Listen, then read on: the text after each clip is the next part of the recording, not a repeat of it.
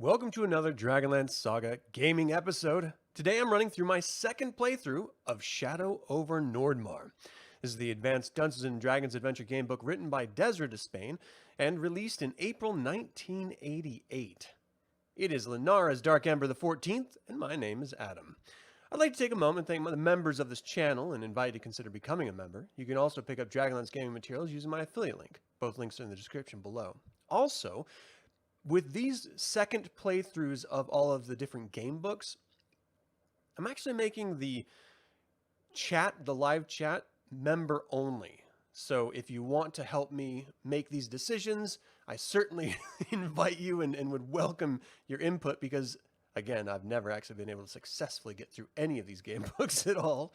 But I would like to, open that up to the members of this channel. So thank you guys so much. Now, just a bit of a background. I do this every time, but, it's just a little bit of fun to know the scope of what we're actually talking about here. There are a total of 18 different game books published between 1985 and 1988. However, only 4 of them are set in the Dragonlance campaign world.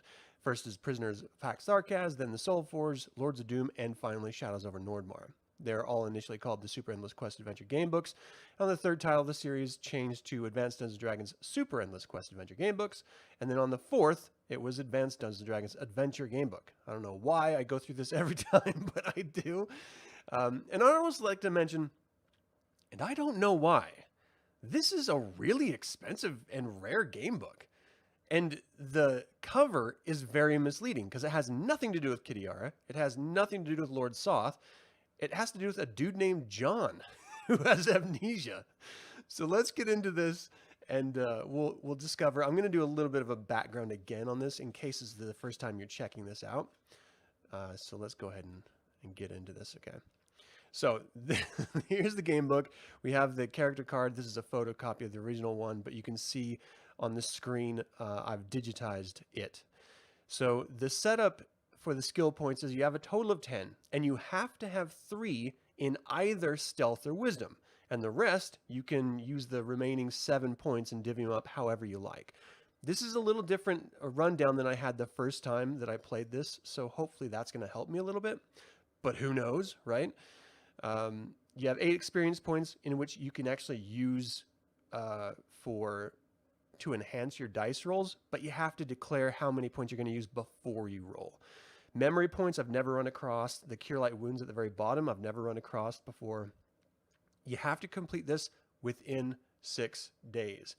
If you don't complete it within 6 days, presumably you lose. Like you just fail. So we're going to see how that shakes out, assuming I can do this, and we'll have some fun. It'll be good. So let's get into this. Got to show you all the images too as I run across them because they look awesome. A little Castle Grayskull here, but that's not a bad thing.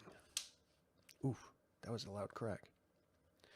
Okay, so your character. In this book, you are, well, that's the problem. You don't really know who you are.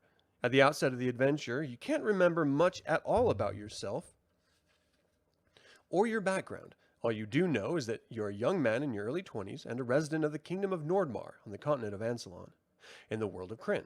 You think your name is John, but even that's a little blurry. You're generally in excellent physical condition, except for the minor fact that you just nearly been beaten to death by unknown assailants for unknown reasons.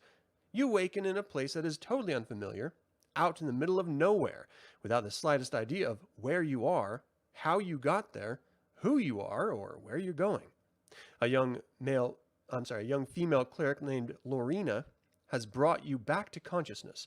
She will accompany you as you attempt to discover your past and fulfill your forgotten quest.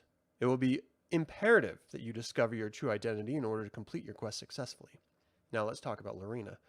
Lorena, your traveling companion, is a cleric of Mishakal. Throughout your adventure, there will be times when you may greatly benefit from her ability to heal. Whenever this occurs, you will be instructed to restore a certain number of lost hit points to your current hit point total. In addition to these instances, when you are told you may restore lost hit points, you also have the ability to take advantage of Lorena's healing ability whenever you choose. Lorena has exactly 2 of these Cure Light Wounds spells, Whenever you feel that John is in need of them, simply roll one six-sided dice and add 2 to the result, 1d6 plus 2. This is the number of points you may add to your hit point total. There are only 2 things to remember about Lorina's special Cure Light Wounds spells. First, they may never be used during the course of combat. Instead, you must wait until combat has ended, whenever the result. Second, they may be used only twice during the course of this entire adventure. Be sure to check them off on your character stat card. And I will. So we go through, and it's typical Dungeons and Dragons stats, definition for stealth, wisdom, agility, fighting, and perception. So I'm not going to go into all that. Let's just dive into the story, shall we? The cool pre-dawn air wafted over the young red dragon's wings, lifting it higher into the dark sky. The sun, still well below the horizon, was casting the first fingers of light into the legions of clouds marching across the skies above Nordmaar. The dragon only had a short while to finish this sweep.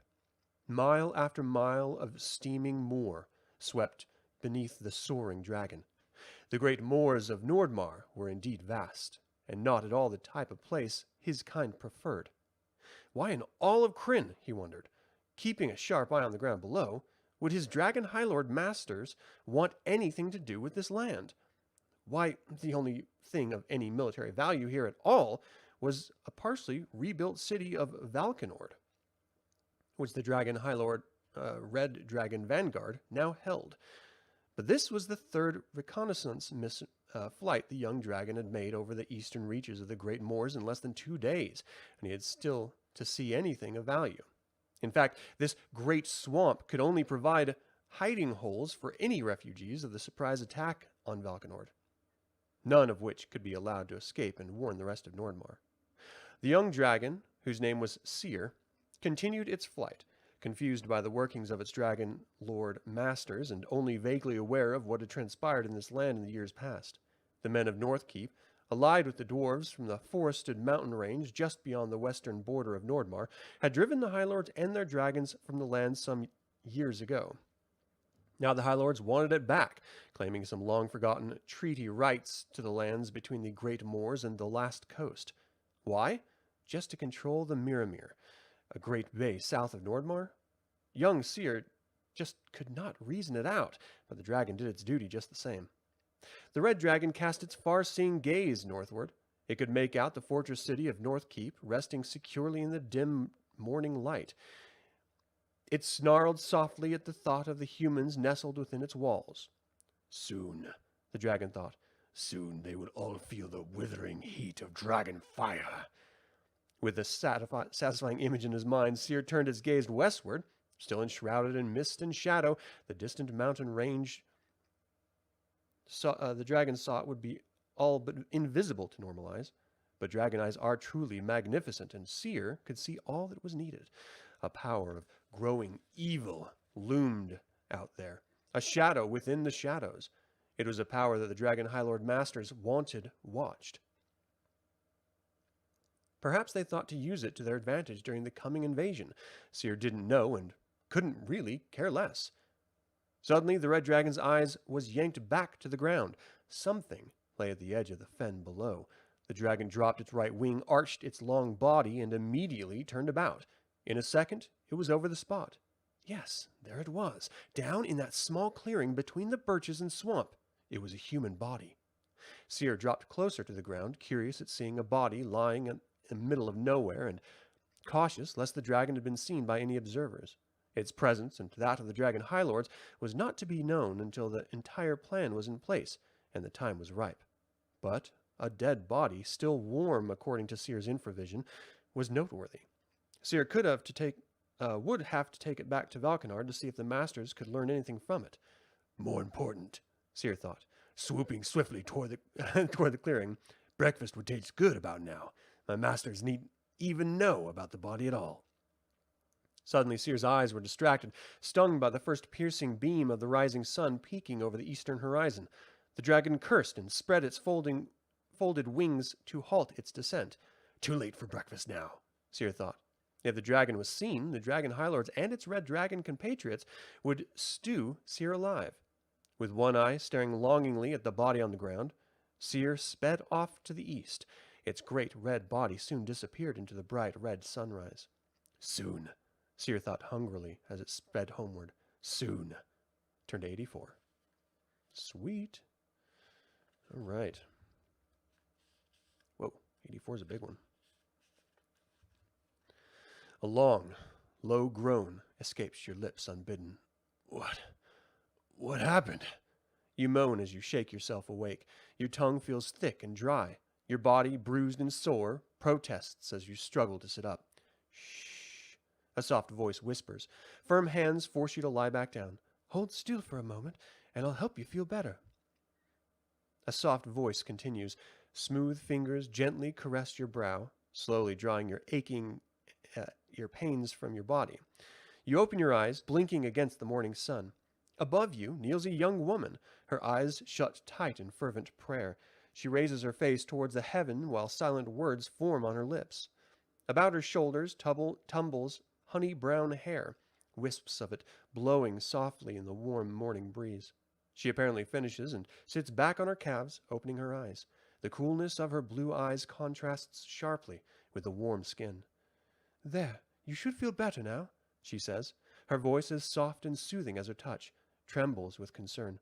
Whew, she sighs heavily. I thought I'd lost you there for a while.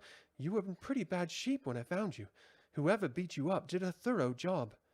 Her eyes flickered over your body, taking in disheveled appearance. She looks at you quizzically, tilting her head to one side as if waiting for an explanation, but you have none to offer. Your mind is shrouded with thick, foggy blankness that smothers your thoughts. When you don't reply, she speaks again. My name is Lorena. I'm a cleric of Mishakal. By her grace, I have given the gift of healing. What's your name? You stare at Lorena, your brows knitted. My name, you think thickly. You shake your head, trying to clear it of the dull throbbing that clouds your thoughts. Somewhere in the recesses of your mind, you know you have a name, but for some reason, it eludes you.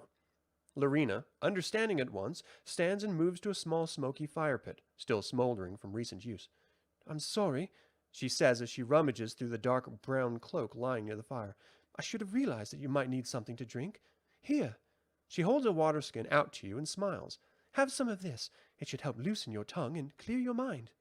You take the bag from her fingers and fumble with the cap.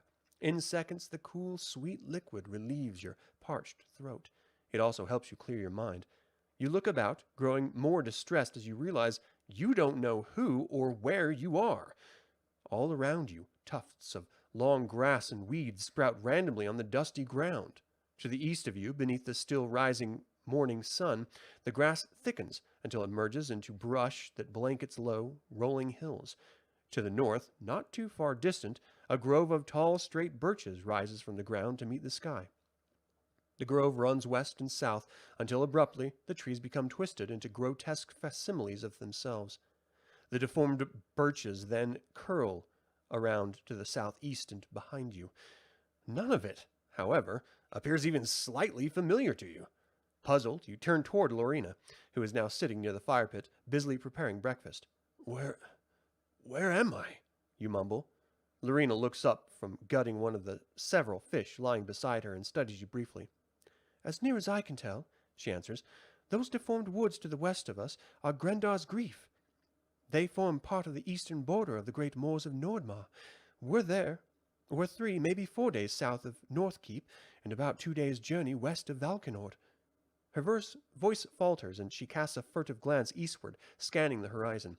Even in your confused condition, you see fear and dread in her eye, and as she searches the eastern skies for what? Is something wrong? You ask. Are you all right? Her attention snaps back to you immediately. Yes, she stammers. I'm fine.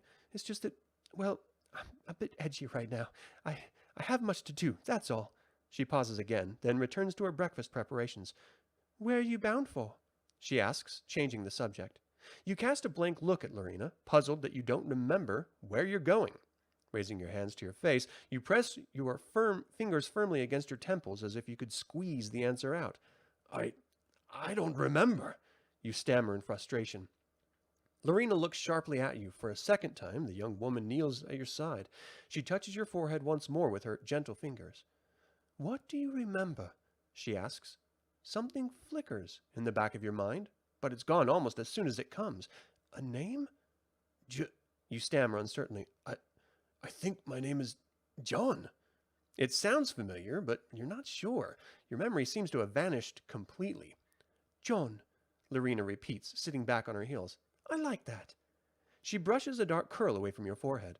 Is there anything else you remember, John? No, not a thing, you mutter. Well, John, she says, I believe you have amnesia. A cold knot of fear settles inside you as a weight of her words hits you.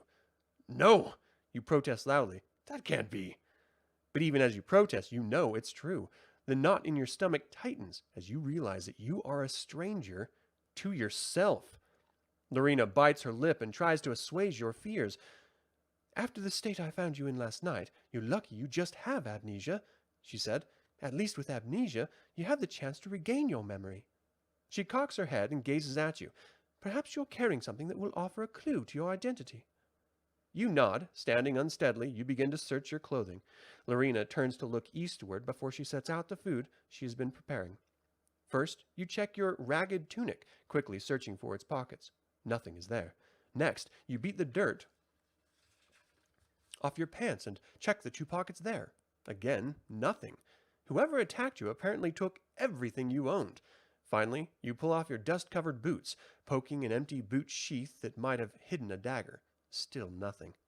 You slip the boots back on and stand once more, double-checking everything. Frustrated, you plop down on the ground next to Lorena. Nothing.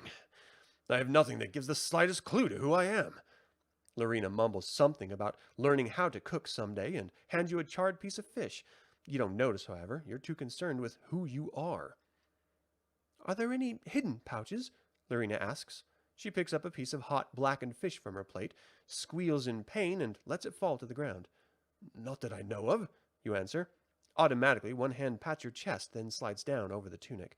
Suddenly, you feel something. Barely detectable in the hem is a tiny lump. You set your piece of fish down and excitedly rip the poorly sewn hem open.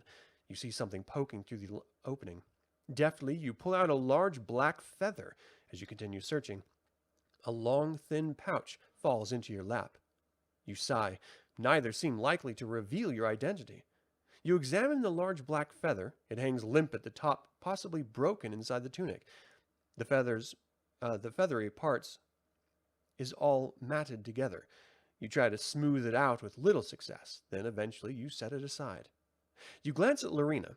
She shrugs at her shoulders. The feather could mean nothing. The feather could mean something, she comments, though I don't know what. Let me see the pouch. Lorena removes the pouch from your hand, looks inside, and gasps. These are magical herbs, she cries, the most potent ones can find. I've only seen these once in my life. She looks at you with a mixture of awe and respect. There must be some great quest you're fulfilling. Maybe you were attacked because of it. Her voice drops. Or these herbs, she whispers, patting the pouch. Then she closes the pouch, apparently lost in thought. Her eyes drift to the east once again, and her brows knit. Suddenly, she leaps to her feet, grabs your arm, and struggles to pull you to your feet. Come, she urges. We shouldn't be idling away precious time. These herbs are powerful, but these magical properties do not last long. You must find out who you are and finish your quest before the herbs become useless, and I must continue my own errand. Besides, who attacked you knows you're here. They might be back. But, you begin, scrambling to grab the feather as Lorena pulls you to your feet. I don't have any idea what I should do, or which way to go. You're surprised to see that she's nearly as tall as you are. Think hard, Lorena urges, fiercely intent. Look in each direction and think hard. Does one seem familiar now? Sensing Lorena's urgency, you stand rigidly and struggle to recall. You face the east, trying to gaze toward the grassy plains stretching out before you. Then you slowly turn south. Dark, malignant birches rise threateningly against the soft blue sky. As you turn to the west, you see more of the deformed trees crowding together, plus red, roiling clouds churning about the murky recesses. You close your eyes against their ugliness and turn to the north. A distant cloud of smoky haze rises beyond the tall, shimmering birches there. You turn to face Lorena, your mind blank. Only your innate abilities and instincts can direct you now. Roll 2 dice and add the result of each to your skills. If the total is 11 or more in fighting, turn to 86. If it's 11 or more in wisdom, turn to 101. If you get 11 or more in stealth, turn to 177. If the total is 11 or more in any 2 or all 3 of these skills, you may choose what skill you want to use and turn to that section. If you receive less than an 11 in these 3 skills, turn to 119. All right, so roll 2 dice and add the result to each. So that's 8. So it's 11 in wisdom, and it's the only 11 I have. So turn to 101. Who am I? 101. Here we are. 2. I rolled a 2. Oy. You gaze northward for several moments as Lorena waits for your decision. The smoky clouds, 30 or 40 miles distant at least, seem to draw you to them. An old saying comes to mind. Where there's smoke, there's fire. And where there's fire, there's... Try as you might, you can't remember the rest. An ominous sense of foreboding fills you as an unfinished adage tumbles about in your head. Still, the distant smoky haze prompts you to make a decision. I must go north, you tell Lorena at last. Good, excellent, Lorena says with a sigh of relief. Not only do you have some feelings about which way to go, but the direction makes some sense too. You look at her quizzically. Some sense? You ask. Yes, she replies. If you went east, you'd run into Valkenord, my home. She pauses, then continues. I know you're not from around there. And south, well, that's just plain impossible. Again, you're puzzled. Why is it impossible? The cleric looks at you in wonder. You really don't remember a thing, do you? She stops and begins to trace out a crude map in the soft earth. We are here, on the eastern edge of the Great Moors. She marks an X near a roughly diamond-shaped area in her map. Over there, to the west of us, she says, leaving her map and pointing to the twisted and deformed wood you noted earlier, is Grendar's Grief, which some call the Death Forest. Believe me, you don't want to go in there. As many travelers as not have died there before they got out of Grendar's Grief. The ominous finality in her tone sends a slight shiver down your spine. The shiver brings a knowing smile to Lorena's lips. Satisfied to have impressed you with the danger of Grendar's Grief, she returns to the map. To the west of Grendar's Grief is the Great Moors, all out here. She shades in a diamond-shaped area. Beneath that is Colwild, a forested mountain range in the middle of North Istwild. Here. She points beyond the Great Moors. The vast southern reaches of the Great Moors are here below us, she explains, and south of them is the greatest part of Mirrormere, the bay that forms the southern boundary of Nordmaar. Both the bay and the southerly moors are clearly impassable. She pauses, and you look at her expectantly. Her geography lesson doesn't seem to be helping. She shrugs, then continues, but her voice is hushed, full of dread. And south of Mirrormere, she whispers, adding to the map, on the peninsula of Krynn are the dragons. Her tone sends a chill down your spine. Some primeval fear touches your heart at the mention of dragons. She continues, her voice trembling. In the 25 years since the War of the Lance ended, the people of Nordmaar and the hill dwarves of the Colwild have managed to push the flaming dragons and their masters that far south. She looks up at you, fear in her eyes. But now, she continues, fighting to hold back tears, now they are back. Suddenly, the tears begin to fall silently. She turns from you, her shoulders tense and shaking. Sighing down deeply, she continues her narrative, her voice tight and drawn. The foul dragon high lords and the flaming lizards attacked Valkenord 2 days ago. They swept in from the sea and across Mirrormere from Krynn. They were on us before we knew it, and we were completely cut off, surrounded. Several others and I managed to escape. We decided to split up and head for North Keep or the Colwild to warn the others of the attack. That's why I'm headed for North Keep, to warn King Grayson and Prince Rudol. Lorena stops and looks at you sidelong. You stare at her, eyes wide with wonder at her tale. Slowly shaking her head and brushing her tears away, she says, But enough of history. Did any of that jog your memory? No, he replied softly. I'm sorry about your home. She smiles fleetingly. My home was still intact when I left. Only hope I can reach North Keep in time to warn them. She stands. And since I'm going to North Keep anyway, and since we're both headed in that direction, I think we should travel together. You look at the cleric in appreciation, thinking how much easier traveling will be with a companion. Of course, why not? You answer, smiling. Now, let's get back to breakfast. I'm starved. You reach out to pick up your plate, and suddenly Lorena gasps. She grasps your hand firmly in hers, then, resting snugly about your left middle finger, where neither of you had noticed it before, is a ring. It gleams in the morning sun. This ring, John, she exclaims. It could tell you who you are. You look down at the thick gold band on your finger. A milky white stone engraved with a crest shines from the top of the band. You see runes carved into its gleaming metal. Lorena looks intently at the ring. These runes are magical. I don't understand the nature of the magic, but I recognize that crest, she exclaims. It belongs to the royal house of Northkeep. How is it that you have it? Could you perhaps be a servant of the king? You stare at her uncomprehendingly. A frown crosses your face as you struggle to answer her question. I just can't remember, you exclaim in anguish.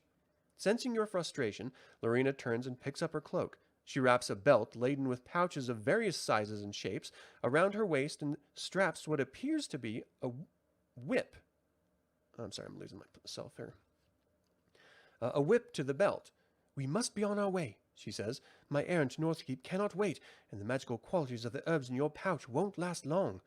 Her nose wrinkles as she tosses the forgotten, blackened fish to the ground. I don't know about you, John, but I don't want any more of that fish. Gratefully, you toss the remains of your charred fish into the fire pit. At that moment, a spear thumps to the ground just inches from you. Lorena rushes to you and grabs your arm, pulling you toward the birch woods to the north.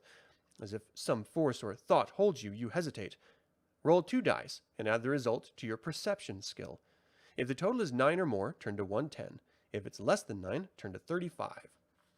All right, my perception is 2, so I need a 7, and I got a 7. Awesome. All right, so it's 9, turn to 110. Nope, that's 111. Here we are. You look at the spear, still quivering in the earth not 3 inches from you. Lorena tugs desperately on your arm, urging you to run. You hiss her to silence. If whoever threw that spear wanted me dead, he wouldn't have missed, you whisper. We'll wait to see if the owner shows himself. You turn to face the woods where the spear came from. Just as you expected, in short time, a man strides out of the birches. He wears a hauberk with rich green tunic covering it. A brown stripe runs diagonally from right shoulder to waist. Emblazoned above the stripe, golden lightning bolts are over his left shoulder. In his hand, he wields a gleaming sword. His eyes, narrowed and grim, glare at you in recognition. Stepping in front of Lorena, you yell across the clearing, Who are you, and what do you want with me? His eyes widen slightly, then narrow again. Do you not recognize me? He growls sarcastically. You who are supposedly John? I am Toreth, captain of the guard of North Keep. Your guard. He laughs, a low, menacing chuckle. A guard you will never see. I know who you are, Manjin. And what I want should be quite clear. You will not succeed in your evil plans. I will rid Nordmaar of you permanently. You told me your name was John, Lorena whispers.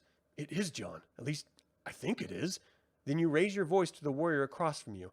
You're confused, sir, you shout. I am not this Manjin. You speak of... My name is John. The warrior's face turns red with fury. You lie! He cries as he darts forward. You lie just as you said you would. You are not John. By Paladine, I will kill you. And he rushes at you. You're not surprised by his sudden attack. Quickly, you realize that you can either grab the puny spear to fend off his attack, or you can grab Lorena and run for cover. All right, here's where I need help. Do I fight this warrior of Paladine, this guard from Northkeep, or do I run away? I mean, he thinks I'm this Majin, this evil guy. I'm gonna... Well, what's my fighting? Is 2? in my stealth, my agility. So agility would be running away, and that's only a 1. I got a better chance at fighting him, I think. 68. We'll do this. Some undefinable pride and anger wells up inside you. You won't run from this man. You will stand and fight. Quickly, you grab the spear from the ground just as the swordman strikes. Holding the spear firmly, you raise it in time to ward off his first blow. Hardened steel and spear meet with a rattling clash. Not surprisingly, the steel proves the stronger, and your spear snaps at the force of the blow. Quickly, you toss the useless bottom half of the spear aside as Torith grins in anticipation. He swiftly raises his sword and brings it down again. You manage to parry his assault with the short top half of the spear and push him away from you. Torith eyes you. Taking in your shabby appearance and puny weapon, he laughs disdainfully. You are doomed, Manjin. You will never take John's place now. He growls and begins circling you, looking for an opening. You follow him, your spear ready to thrust through any opening. Suddenly, like a cat, he lunges at you. Roll 2 dice and add the result to your fighting skill score. If your total is 10 or more, turn to 139. If it's less than 10, turn to 128. All right, come on. Come on, John. 10 or more. That's 8. My fighting is 2. That's 10. All right, 139. Sorry, Tarjan. What's his name? Torith. You ain't getting me. 139. Where are you? 139. All right. The captain of the guard's blades strike at you with incredible speed. Deftly, you block Torith's lunge and slide out of his way. Your grip on the broken spear tightens as you bring it up to parry another blow. Then, you quickly swing the spear in a vicious arc, but the warrior springs out of its path. Instinctively, you pull back, regaining your balance. Sensing an opening, Torith lunges once again, but his blade slashes empty space as you dodge out of the way and scramble over to Lorena. Give me your cloak, you rasp, but before she can reply, you tear it from her and wrap it around your arm. Not much of a shield, but better than nothing, you think, as you dodge another blow. Then you turn to the warrior. Your arm blurs with the onslaught as you thrust, slash, lunge, and parry. Torith, surprised at the ferocity of your attack, retreats momentarily. Finding himself up against a worthy opponent, he pinches his lips into a tight, grim smile and presses his own attack.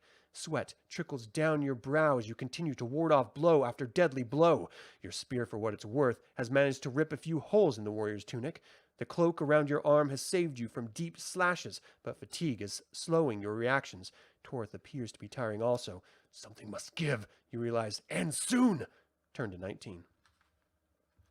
Oh yeah! Fight, fight, fight. That something that gives is your cloak. Torith deftly feints to the right. As you raise your spear to parry, he suddenly springs back to the left. His whistling sword rips into the cloak around your arm and leaves your cloak trailing in shreds. Your heart leaps to your throat when you see your adversary's gloating smile. You're dead, Manjin, he laughs and brings his mighty sword down. You fling your arms about your head and leap out of the way in a desperate attempt to save yourself. With irresistible force, the sword rips into the tattered cloak, entangling itself in its folds, but manages to graze your ribs. You feel the warm trickle of blood oozing down your side. Subtract 3 from your hit point total. Aw, man! Welcome to a Heroes of the Lands, Derek. Good to see you, man. Okay. Subtract 3 from your hit point total. The feeling of warm blood unleashes a feral rage in you. With a sudden twist of your arm, you entangle the sword in the cloak. A quick jerk yanks your opponent forward. Off balance, Torith tumbles to the ground, and the sword slips from your grasp. You seize it and stand over him. He looks up at you pleadingly as you press the tip of your own sword against his throat. Then his eyes harden. Go ahead, Manjin, he rasps. Kill me! What's one more death to you? Roll 2 dice and add the result to your perception skill score. If the total is 10 or more, turn to 94. If it's less than 10, turn to 52. All right, what is this? Perception is 2, and I need a 10. I need to roll an 8, and I did not. Crap. If it's less than 10, turn to 52. Crap. 56. Fitted 2. All right, let me get a drink of water real quick.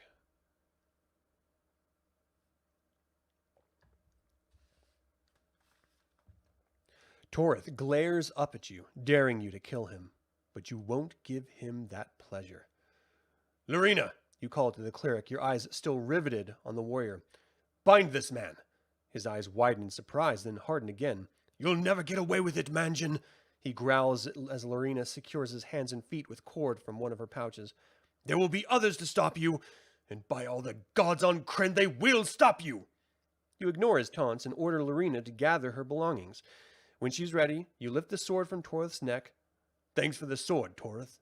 Wiping the blade with the hem of the tunic, you turn to Lorena. Let's get out of here before he wriggles free. You grab Lorena's arm and, without a backward glance, enter the tall, shimmering birches to the north. Turn to 12. I wonder what the other one would have been. Because that seems like a success, right? All right. Turn to 12. You and Lorena trek northward through the birch forest. You listen in awe as she tells you about the grotesque forest you so recently encountered. Grendar's grief is a death forest, she begins. Shortly before the cataclysm, Grendar, a powerful wizard, built his home in these woods. To keep intruders out, he devised a complex warding spell to use in this forest. Unfortunately, the day he cast the spell was also the day of the cataclysm. His concentration wavered in mid-spell, and the power he had thus far conjured escaped, creating utter chaos. The trees, once tall and shimmering, twisted and warped into the grotesque things you saw there, and once he entered the forest, he was never to leave again. Minutes in the forest could mean hours, even days, outside the confines of the forest. Grendar didn't know that, and within days he died of old age, or so it is believed, for he was never seen again. Lorena stops talking and shivers. She looks at the ground, lost in thought. You continue your trek in silence, each lost in his own thoughts. At first your thoughts just ramble, not making any sense.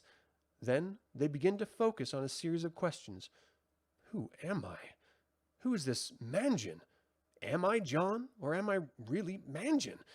What is the purpose of these herbs and the feather I carry? Something nags at the back of your mind, but you just can't seem to make your memory respond. The sun has barely had time to advance in the sky before the two of you come to the far edge of the birch grove. Turn to 49. All right, 49. Oh, there it is.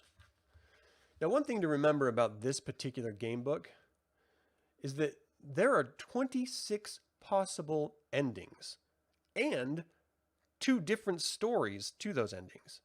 So whether I'm Manjin or whether I'm John is entirely dependent, I believe, on the choices that I make and the roles that I make, which is kind of cool.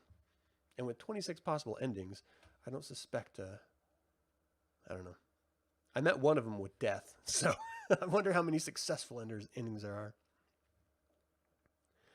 Beyond the birch grove, the land gives way to rolling plains. The sun, burning down from overhead, is approaching the noon position.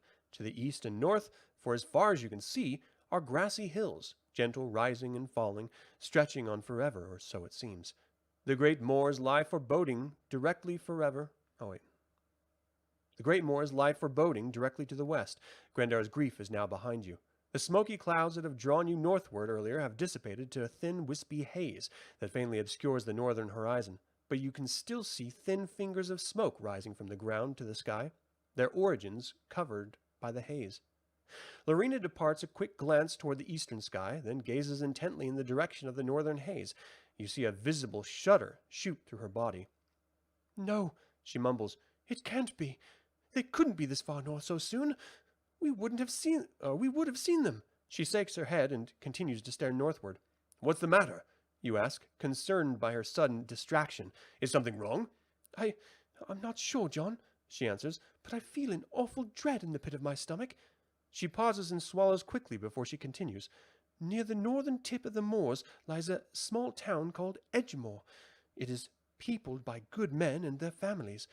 I had hoped to stop there to find food and shelter on my journey, but now I'm deeply afraid. She pauses, shuddering again. I fear, she continues, her voice trembling, that the haze in the north could be coming from Edgemoor. She turns suddenly. You see fear and horror in her wide eyes. A knot of dread tightens your own stomach. Oh, John, she cries, if the dragon high lords have pushed this far north, if the dragons and their draconian minions have raided the town, She grabs your hand and pulls you northward. John, we've got to help those people. It'll take at least 2 days to get there. We must hurry. The next several hours are arduous. Alternately running, then walking rapidly to preserve your strength, you push on. The rolling plains melt rapidly behind you. You stop and eat only once along the way. The afternoon trek is even more arduous. The sun beats down mercilessly and the hills seem indeterminable. Finally, as the sun begins to set in the west, your bodies reach their limits. Nearly 20 miles or more of grasslands lie behind you. You are both completely exhausted and barely take time to eat a small portion of Lorina's dried jerky before bedding down for the night. Lorina immediately falls into a deep sleep, but somehow sleep does not come to you quickly. As the darkness gathers, you gaze northward into the smoky haze, your thoughts spinning chaotically through your mind. The urgency to reach Edgemore has not quieted the questions that remain about your identity. Who am I? Why do I carry these herbs and this feather? You gaze at the ring on your finger and wonder how it came to be there. The answers must lie in Northkeep. But what are they? Surely someone there can tell you who you are, and you can reach that distant place before the Dragon Lords raze it to the ground? And where do the herbs and feather fit into all this? Solinary is well overhead before you're able to calm your troubled thoughts. Lunitary breaches the horizon as you drift to sleep. Mark 1 day off the time track on your character stat card, then turn to 128. All right. Oh crap. 126.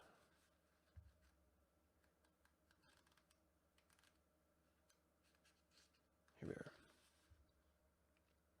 There's not as many pictures in here. Despite your troubled thoughts, you sleep surprisingly well. If you had any dreams, they're too deep to be remembered. As the sun rises over the small hill near your camp, you stretch your arms and yawn, then suddenly freeze. A sharp blade is pressed against your neck. Your eyes spring open. You immediately wish they had remained shut. Above you towers a lanky man, his scraggly hair matted in unruly clumps against his head. Clothes fit for a beggar hang loose on his body. 3 other figures, heavily cloaked and hooded, stand behind the man. Well, well, if it isn't Manjin himself, the lanky man's gruff voice says, our prince will be pleased with today's catch. We've been looking all over for you, Manjin. He laughs evilly as he taps the blade on your throat. His 3 robed companions chuckle, but it is a strange, inhuman hissing sound that escapes the folds of their hoods. You grope for the sword, only to realize that the man above you is holding it to your throat.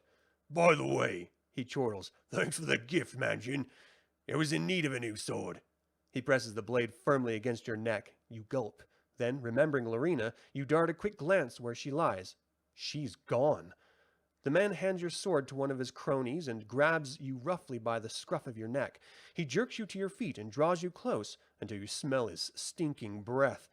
Then he reaches down, grabs the hand that bears the ring of the royal house of Northkeep, and pulls it up in front of your face. The ring gleams in the morning sun as he hisses, Give me this ring now, and perhaps I'll spare your life. You pull your fist away, ready to strike him. Suddenly the robed figures surround you. A blade presses sharply into your back, and 2 others poke your rib cage on either side. Slowly, you lower your fist. Do that again, slime, and you'll end up skewered, the man in front of you spits.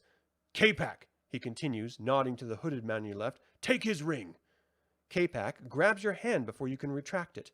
No, you cry, trying to pull your hand away, but one hooded figure has you in a vice-like grip.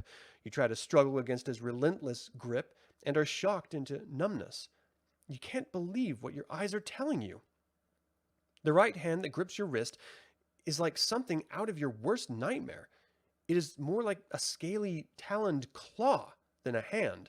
You stare in disbelief up the scaled, tightly muscled arm into a horrible caricature of a human face with long, lizard-like nose, half reptilian, half human. Its lipless snout parts to reveal sharp fangs and a snake-like tongue. It hisses an eerie, inhuman laugh and pulls back its hood. Your eyes widen more as you see the rest of its visage. 2 short horns protrude through the black leather helmet that rests on top of its flat head. Yellow reptilian eyes glint wickedly at you through 2 slits in the helmet. From beneath the helmet, Back below the creature's horns and fringing the back of its jaw hangs long strands of almost human hair. As the fingers lower its hood, the creature's cloak parts and you glimpse the rest of its body. It's entirely covered by thin, tiny scales. The creature wears a black breastplate strapped on by a black leather harness. A wide belt around its waist carries two sheaths, holding a sword and a dagger, securing a long breech cloth to its body. Beneath the hem of the robes, a long reptilian tail with hardened leather plates strapped to it twitches incessantly, like a cat's tail. Its 3 clawed feet anxiously paw the dirt. That sounds almost like it has 3 feet, but... 2 other sets of dragon-like hands hold your arms tightly. Startled, you look around and realize the other 2 robed figures are also dragon men, though smaller than Capac. They wear no helmets and have bony ridges adorning their scaly lizard-snouted heads. A malevolent chuckle snaps your head back to the front. The man before you looks at you, puzzled. Surely you remember my draconian friends from down south, he hisses in your face. Of course you do, especially Capac. You met them at a little party a few nights ago. Your eyes widen at the mention of this party. Dim but horrible memories try vainly to reach the surface of your brain, but fail. He grins crookedly, confusing your attempts to remember. I see you do recall. It was a party that you had to leave early. The fun was just beginning. But not to worry. We'll just pick up where we left off. Now, the ring. Suddenly, Capac twists your wrist, forcing the hand open. Clawed fingers grab the ring and yank with such force that you gasp, but the ring refuses to budge. It won't do no good, Morlan, Capac hisses. It's just like when we had him before. It ain't gonna come off. Not like this. Then cut it off, Morlan screams, maniacal rage erupting within him. I refuse to pepper him this time. But you can't do that, complains Capac in his hissing voice. The ring will disappear. An old wives' tale, shrieks Morlan. Do as I say now, or would you rather I inform the Eye Lords of your refusal to finalize the North Keep arrangements? Capac snarls vehemently as Morlan's mention of the Dragon High Lords then snaps something to the smaller Draconians in a guttural unknown language. They stretch out your arms, holding it even tighter as you struggle. Morlan still grips you firmly by the neck. Capac smiles cruelly as he pulls out a sword and raises it over your arm. You cringe as premature pain courses up your arm. You try to jerk your hand away, but the Draconian holds it firmly. Capac growls savagely, and Morlan laughs insanely as the blade slices swiftly downward. You convulse with fear, but the blade never strikes. Instead, a sizzling hiss pulses through your arm, followed immediately by a loud crack. The Draconian's growl turns to a howl of pain as the lash of a whip rips a gash across the creature's right eye. It staggers backwards, half blinded. Morlan and his Draconians release you as they spin to face their unknown opponent. You turn around in time to see Lorena lash out once more with her whip and jerk Capac's sword out of the Draconian's dangling claw. The weapon clatters to the ground near her feet as her blue eye flashes a cold warning to your tormentors. Forgetting you for a moment, Morlan orders the smaller Draconians to capture Lorena. As they converge on her, you quickly, almost instinctively, size up the situation. 4 against 2. Not bad odds if you had a weapon. Immediately, you spot the sword Lorena jerked out of the Capac's hand lying on the ground close to her. "Lorena!" you yell. "The sword! Throw it to me!" Alerted by your shout, one of the Draconians lunges for the sword, but Lorena scoops it up and lobs it over the creature's head, and yours. It clatters to the ground behind Morlan, who gloats as he whirls to pick it up. Quickly, you scramble after it, tackling him in the process. You and your tormentor roll in the dirt, fighting for possession of the sword. You can hear Lorena's whip cracking viciously behind you. The Draconians hisses and curse foully, but there's no time to worry about Lorena now. Roll 2 dices and add the result to your fighting skill score. If the total is 10 or more, go to 33. If it's less than 10, go to 92. Oh, man! Oh, come on! Okay, I need a 10 or more. I have a 2. I need an 8. Come on, give me 8. Give me 8. I did not get an 8. Shit. Why? Every time. 92. Every doggone time I play these doggone books, I just... Okay. You twist desperately in Morland's arms, but he's too strong for you. Lifting you up bodily, he tosses you to the ground, jarring the sword out of your grasp. Instantly, he jumps on top of you, knocking you breathless. Clasping his hands together in a double fist, he swings them down into your face. You feel a sickening crunch as pain rips through your head. Subtract 2 from your hit point total. Oh my gosh, that sounds terrible. With pain ringing through your head, you flail blindly with your fists. Surprisingly, you make contact with Morland and knock him from you. He falls heavily to the ground as you roll free and stagger to your feet. Blood trickles from your mouth. You wipe it aside and snatch up your sword, but before you can direct the blade against Morland, he lunges at you once more and grapples you tightly. Roll 2 dice and add the result to your fighting skill score. If the total is 8 or more, turn to 164. If it's less than 8, repeat this section. Keep repeating until you get 8 or more. Remember, once you hit hit points reach 0, you're dead. All right, come on, I need an 8. I'm going to use 2 experience points in order to add 2 to whatever I roll, so I can hopefully make 8. So I currently have a 4. I need to roll 4 more. Beautiful. I would have done it anyway. Okay. 164. I'm going to mess this dude up. Come on, baby. 164, 164. Here we are. Morland crushes you tightly, trying to break your back. Somehow, you manage to wrench your sword arm free and slam the hilt hard into the base of his skull. He cries out, loosening his grip. With strength born of rage, you shrug out of his grasp and chop with the sword. The blade tears into Morland's neck, with a sickening crunch severing his spine. Morland's eyes slowly roll back into his head, and he falls limp to the ground. Immediately, the rest of his body begins to transform. His clothes, arms, everything turns to formless, fluid putty and begins to reshape itself. Soon, all that remains is a vaguely humanoid figure lying in a pool of blood. You blink twice at the figure on the ground. Faint memories trickle back. Distant images dance in your head, images beginning to be forgotten. You've seen this creature's face, or what used to be its face, before. But where? Suddenly, Lorena screams. The images die as you're yanked back to the present. Fatigue washes over you, but Lorena's cry pulls you back to combat. Turn to 64. Oh, we've got this. Come on, Lorena. We got this. Come on, 64. Oh, that's a big one. Not bad. I mean, this is different than the first playthrough by far. Like, I went into that forest of, like, time distortion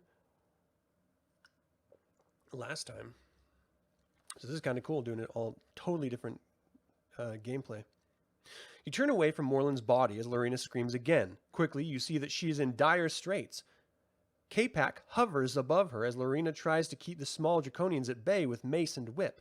She lashes upward at the K-Pack, who simply lets the lash wrap around its body, then plummets down at her. The smaller draconians dart in immediately and wrestle her to the ground. K-Pack lands upright astride her prone body. Lorena twists in the clutches, her whip hand weighed down by one draconian, the arm with the mace held by the other. K-Pack pulls out a dagger and licks the blade, drooling profusely. Drops of spittle drop onto Lorena's clothes and burn small holes into the fabric. It's acid! The fear in Lorena's eyes spurs your body forward. Bellowing loudly, you charge toward the draconians. K-Pack whirls to face you and snarls something in draconian. One of the smaller draconians leaps to its feet and attacks you sword in hand. Unfortunately for K-Pack, this leaves Lorena's mace arm free. Lorena is quick to take advantage, slamming her mace into the head for the second draconian, still holding her down. Surprised, the creature curses and lets go. K-Pack turns to see what has happened just as Lorena swings her mace in a long arc into the large draconian's knees. K-Pack shrieks in agony and falls, howling. Lorena struggles to get to her feet, but the draconian she hit with her mace grabs her leg and she falls to the ground with a cry, the draconian on her back. Hearing K-Pack's howl, the draconian charges you, slides to stop, and spins to help K-Pack. You charge, plant yourself quickly, and swing your sword. The creature doesn't even feel the blade slice through its neck. Its head flies off its shoulders, and the body tumbles to the ground. Oh, yeah, that's awesome. You leap onto the corpse, over the corpse, and race towards Lorena. Capac is trying to scramble to his feet, hissing venomously. The other Draconian has Lorena by the hair, pulling her head back cruelly, its dagger held in its claws. You charge by Capac into the second Draconian. The Draconian holding Lorena looks up in surprise just as you slam into it. The force of your charge knocks back both of you to the ground on either side of the girl. Capac snarls a command, and the small Draconian leaps to its feet and helps its leader stand. But Lorena is now on her feet, weapons held ready. You scramble upright, ready to continue the battle, but the Draconians hesitate. Has the fight gone out of them? You never find out. Suddenly, you are yanked backwards toward the moors. Lorena has grabbed your arm and is pulling you toward the bogs. Confused, you can only follow her lead. In seconds, your feet are pounding through the boggy peat. You stumble for a few steps, then recover your pace. In front of you, Lorena races madly as if something from the abyss were chasing her. You hurry to catch up with her, to stop her headlong dash through the bogs. Suddenly, she trips and falls into the soft ground. Fast on her heels, you trip over her and land with a squishy thud beyond her. Lying in the cool bog, you try to catch your breath, listening intently for some sound that the Draconians might be following. You hear nothing. You stand slowly and look about, but there are nowhere to be seen. Satisfied, you collapse to the ground once more. Next to you, with her face pressed into the cool earth, is Lorena. Her breathing is irregular and comes in shuddering gasps. Her eyes are closed and tears course down her muddied cheeks. She is trembling violently. Crawling over to her, you put your arms around her trembling body and pull her close. Then, curling up next to her, you close your eyes, relax your body, and think. Roll 2 dice, now the result to your wisdom skill score. If the total is 11 or more, turn to 156. If it's less than 11, turn to 25. All right, I got a 3, so that's a pretty good chance here. Come on. Oh my gosh. I need new dice. That's all there is to it. If it's less than 11, turn to 25. Why are you crying? I don't understand what's happening. Lying beside the weeping Lorena, you think about the shape-changing Morlin and his draconian cutthroats. I nearly beat you to death before. I'm about to do it again, he had said, hinting that he knew you. And he called you Manjin, as Torith had. But why? If your name is Manjin, do you call yourself John? Why do they want your ring? And what is the significance of the feather or the herbs hidden in your clothes? The questions roll round and round in your head with no plausible answers. Subconsciously, you feel Lorena relax in your arms. Her trembling stops, and with it, your thoughts. You relax and drift into a fitful sleep. Turn to 59. Lying on the boggy ground of the moor, you drift in and out of consciousness for an indeterminate time. The cold, mushy earth seeps slowly through your clothes, chilling you to the bone, but you ignore it. Lorena curls close to you. Although her trembling has stopped, her body is tense. Finally, she pushes herself to a sitting position. I'm sorry for losing control back there, she mumbles, absently smoothing the wrinkles in her tunic. I ran like a frightened deer, but I was never taught to fight, John. I was only taught to defend myself. Those creatures... Her face contorts into a mixture of fear and loathing at the thought of her tormentors. They frightened me like nothing else I've ever seen. You nod and sit up, recalling your own terrible shock when you first saw the Draconians. Don't let that bother you, you say consolingly. If you hadn't come along when you did, I'd be without an arm right now, and probably dead to boot. You saved us from a tight spot. Lorena nods sullenly, and breathes a heavy sigh, apparently comforted for the moment. You glance around, trying to get to the lay of the land. You notice small, rolling mounds of peat and bog. Occasionally, a low tree or two reaches its deformed limbs towards the gloomy sky. The sun doesn't seem to want to shine and to share its warmth with this sodden place, and you don't blame it. You stand and pull Lorena to her feet. If you're still up for it, I think we'd best get out of here. Northkeep must still be a few days away. You beckon her toward the woods. Lorena pauses. John? She says slowly. You turn toward her. A glint of fear touches her blue eyes. As you step toward her, she continues. If you don't mind, I'd rather stay in the moors. I know how to fight the undead. You gulp. Undead? What undead? Ignoring the fear in your voice, Lorena says, That's probably why we weren't pursued into the moors. Anybody in their right mind would stay away from here. Although I might not be very good at fighting live draconians, I'm confident in my ability to make sure the dead remain dead. Besides, traveling the moors may turn out to be the most safest and fastest way to Northkeep. We can use the bogs and brush to hide from any passing dragon or draconian patrols. Ignoring your misgivings, you accept Lorena's preference. After all, you tell yourself bravely, what's the difference between the living and the dead in battle? You turn and follow Lorena as she begins to make her way carefully through the bogs. The wet, mushy ground seeps through your boots and squishes between your toes.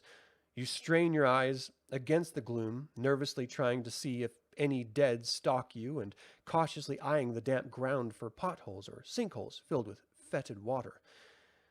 When you talk with Lorena, your voices are hushed and whispered, but mostly you hurry along in silence. If we're lucky, we're close enough to the edge of the moors to avoid the undead altogether, Lorena whispers once. They spawn in the hearts of the moors and prefer to stay there, since that's where they're strongest. You journey some hours before anything unusual occurs. Suddenly, the ground beneath you seems to be harder and drier. Lorena stops and kneels, examining the earth. The ground seems firmer here, she says, relief coloring her voice. We must be closer to the northern edge of the moors than I suspected. She pulls you forward at a faster pace. You look ahead, straining to see anything that faintly resembles an edge to the great moors, but all you see are the bogs and mounds stretching out as far as you can see. I don't know, Lorena. I don't see any signs of... We've got to get near the border. We've got to be near the border, Lorena interrupts. Why else would the ground be more solid? She rushes forward, only to have the solid ground disappear beneath her. For a split second, you see the alarm on Lorena's face. Her arms flail out desperately. Then she disappears into the ground, and you see only murky water where she once stood.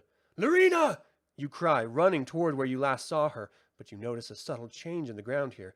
Undisturbed ages of decaying matter and debris cover the murky water. The covering is thick enough to appear solid, but as you move, it rolls and humps beneath your feet, the foul-smelling water licking your boots. Suddenly, a hand pops through the debris. Then Lorena's head emerges. John! She cries frantically. Help me! Once more, the water claims her, but you manage to grab her hand before it disappears completely. With a great heave, you pull her out of the water and stumble backward, landing with a squish. Lorena, on the peat next to you, half in and half out of the swampy water. Stinking debris covers her face and clothes. She coughs and wheezes, spitting the foul liquid out of her mouth.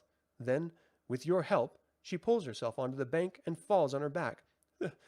Thanks, John, she manages to whisper. She coughs up more of the putrid liquid and struggles to sit up. Her face has a slight tinge of green to it. You're just about to reply when the water beside you seems to explode. Turn to 15. No, crap. Ah, crap. What is this? Oh, geez. I hope that's not what it is. The water boils wildly. You grab Lorena and both of you scramble away from the raging swamp. Then, from the murky depths, surges a creature that nearly defies description. Its warthog-like head snakes towards you at the end of a long, sinewy neck. Its body, like that of some bloated buffalo, hunkers in the mire. Muck and slime stream from its body and drip to the ground. As it bares its rotting, pointed teeth and hisses at you, you gag from the rotting stench of its breath and body. In various stages of decay, its flesh flakes off in chunks, splashing into the water. Its one remaining eye gleams at you. The empty socket of the other oozes water and slime. Keep moving, Lorena cries, rolling to one side. Avoid its eye! Roll 2 dice and add the result to your wisdom skill score. If the total is 9 or more, turn to 108. If it's less than 9, turn to 80. All right, let's take a look at this monstrosity. That's pretty awesome looking. Look at its oozy eye. Gross. All right, I got to be able to do that. I got a 3 wisdom, and I need a 9 or more. Okay, let's roll 6. Come on, baby, come on. Oh, yeah. No problem at all. 108. Am I the bad guy in this? Am I really maging? I don't mind being a bad guy. I just like to know it first, you know? 108, 108. I think I'm the bad guy. I think that's the ending we're getting. The creature's hog-like head slides closer as you dodge alongside Lorena. Suddenly, she gives you a shove. Move! She cries. You stumble forward just as the creature's huge tail pounds the ground where you were standing. It flicks back and arches over the creature's body, poising to strike again. Whipping forward with incredible speed, it nearly smacks Lorena before she manages to twist out of its way. What is that thing? You shout, dodging yet another blow from the creature's tail. Rotted flesh flies from the tail and spatters against your chest. The monster's rancid odor, coupled with the smell of rotting flesh, sweeps over you. Your knees almost buckle from the stench. It's a catableb. A catoblep? It's a catapleb! Oof! The tail, swifter than Lorena, crashes into her back and she flies through the air and lands with a wet thud on the soft ground. Lorena! You yell. Are you all right? No answer. Lying unconscious on the ground, Lorena is easy prey for the monster. Its huge head slithers toward her, momentarily forgetting you. The skin on the creature's face wrinkles into grotesque folds. The 2 large tusks protrude from its putrefying mouth. Its single eye blinks at the helpless cleric. Clutching your sword in your hand, you bellow a battle cry and charge. Roll 2 dice and add the result of your fighting skill score. If the total is 10 or more, turn to 144. If it's less than 10, turn to 6. All right, we can do this. Fighting is 2. Oh gosh, I need to roll an 8. I'm going to use 2 more of these. My rolls have sucked when I really needed it. I only have 4 experience points left, but I think it's worth it. So my fighting right now is 4. I need a 6. Oh my god. Even with it. Ah! What is wrong with me? Oh, dude. Lorena, you're dead. All right. So let's see. Less than 10. 4, 5, 6, 7, 8, 9. Turn to 6. Oh, jeez. Hearing your battle cry, the monster pauses for a moment, then turns and looks at you. You swing your sword in a vicious arc, only to have it reverberate off the creature's tusks. The creature catches the sword in its tusk and tosses its head. The movement wrenches the sword from your hand, and you watch helplessly as the weapon flies far beyond your reach. At the same moment, the beast's tail slams into your legs, collapsing them beneath you. Subtract 4 of your hit point total. Wow. Wow.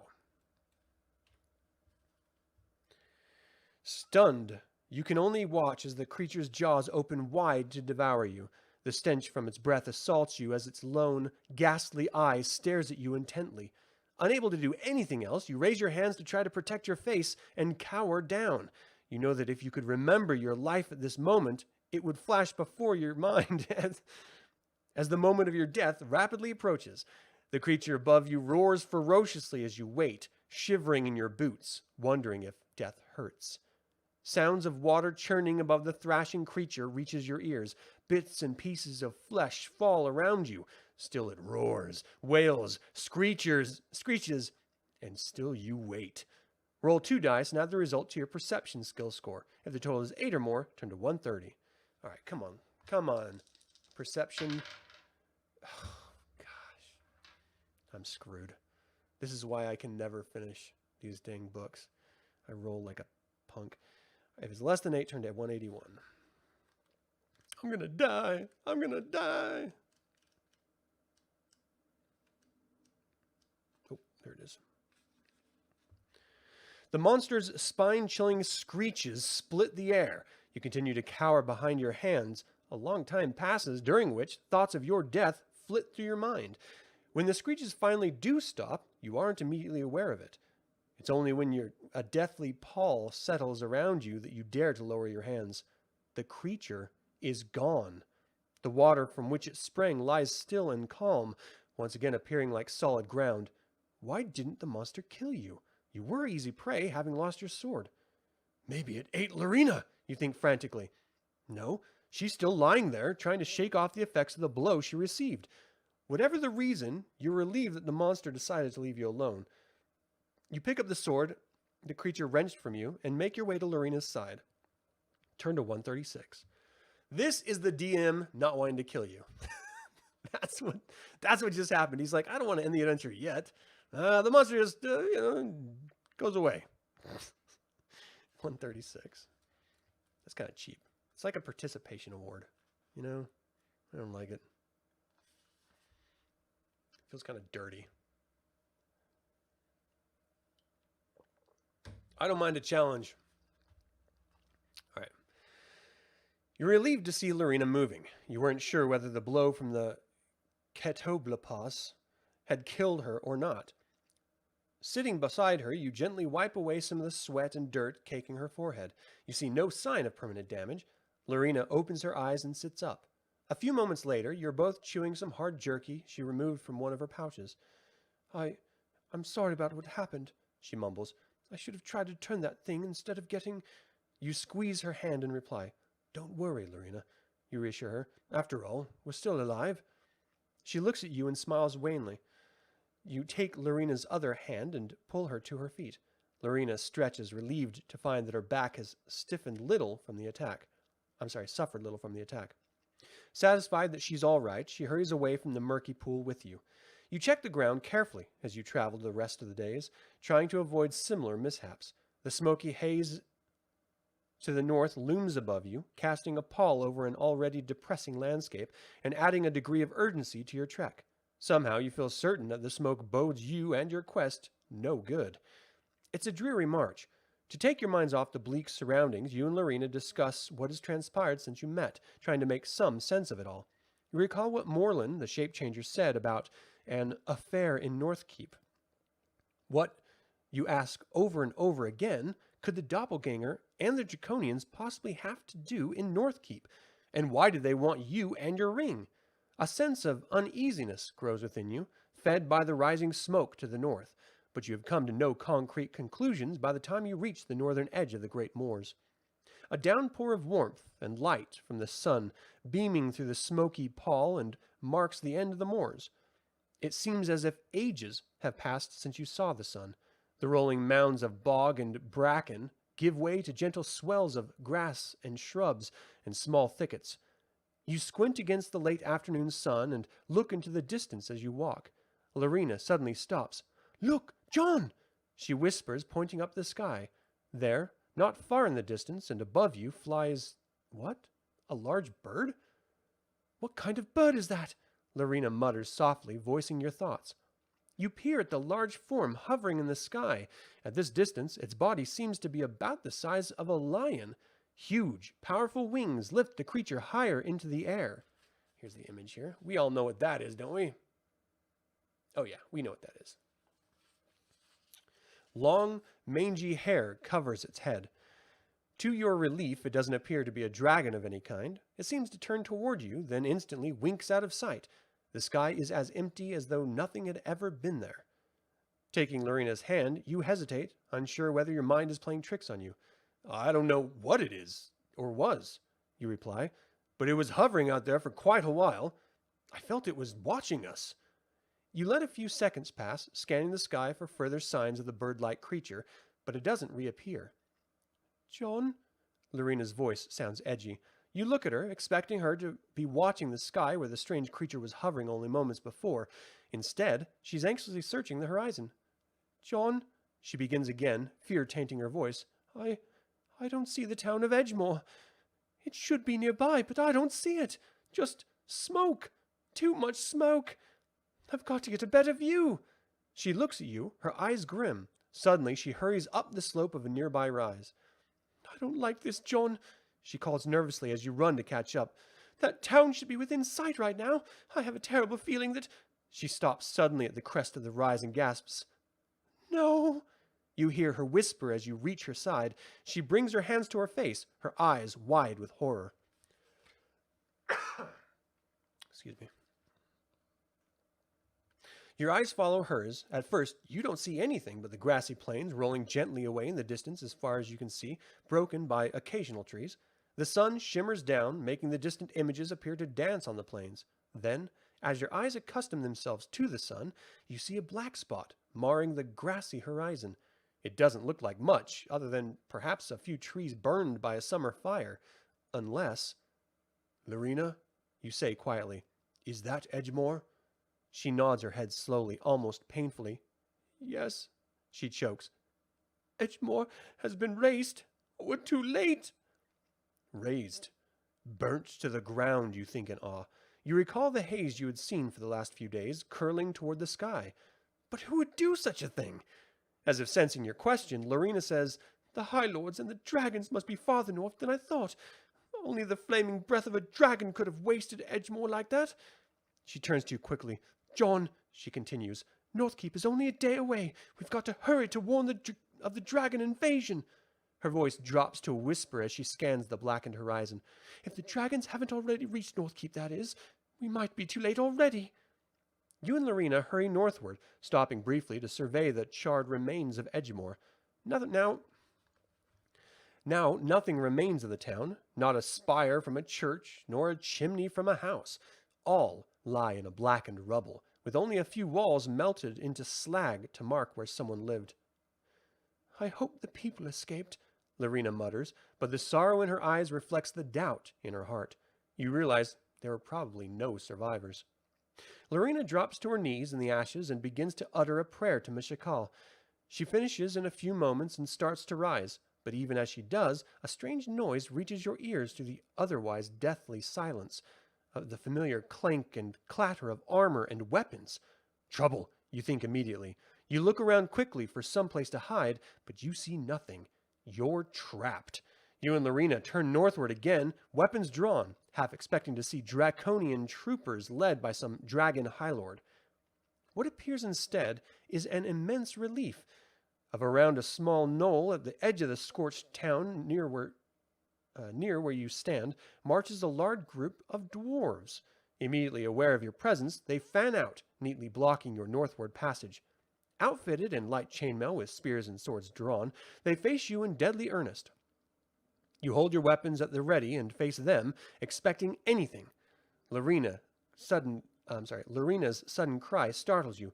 Hill dwarves! She exclaims and starts forward. They were our allies when we drove the dragons from Nordmaar.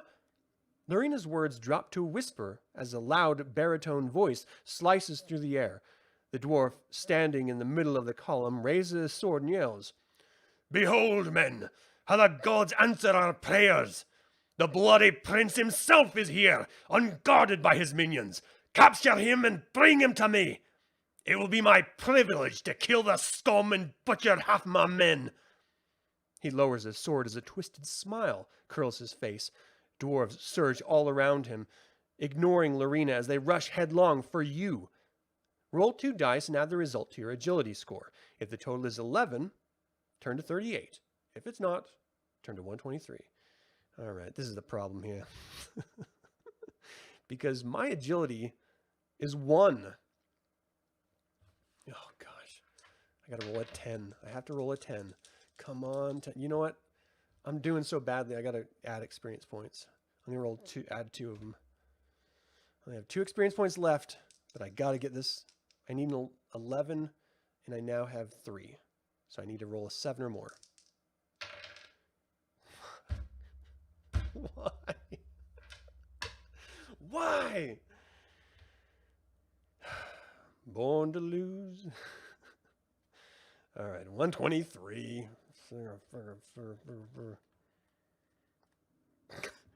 It's just comical at this point. Like, why do I bother? You count at least 15 dwarves rushing toward you. You raise your sword to ward off the attack as the first dwarf slashes wildly with his sword. Unfortunately, as you do, your foot catches into a tuft in the ground, and you fly forward off balance. You slam into the dwarf and knock him off his feet. He curses as both of you thud to the ground, arms and legs entangled. Apparently, I'm Jar Jar Binks. Before you can disentangle yourself, the rest of the dwarves surround you. One dwarf grabs your sword, then presses his own blade against your back. You stop struggling as soon as you feel the point of the cold steel between your shoulder blades. Store wants to see you. The dwarf prods you with his sword's tip until you unwrap yourself from the dwarf beneath you and stand up. Quickly, 2 more dwarves catch your hands and strap them behind your back. Reluctantly, you make your way past the rest of the dwarves until you face Store, the dwarf with the twisted smile. Turn to 161.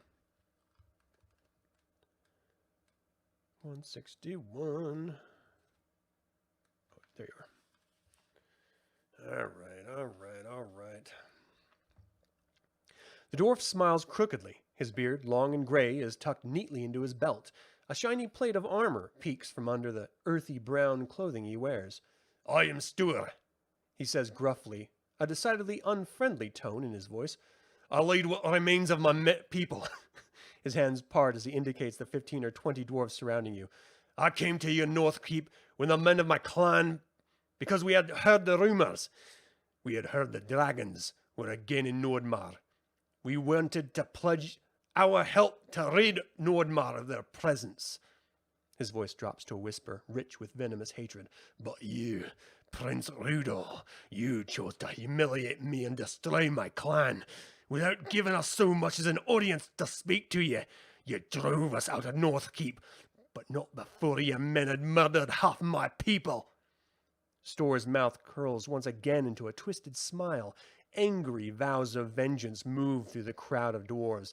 Now it's my turn to murder you, Prince Rudolph. He spits at your feet and turns away, shouting orders in some guttural dwarvish language. Eagerly, several dwarves begin to raise a stake of some charred fallen timbers nearby. Others pile tinder around its base. Shocked by what Store has just told you, and the name he's called you, you can only stare about the dwarf's leader. Prince Rudolph? How can that be? You think desperately. Why does this dwarf think I'm the prince?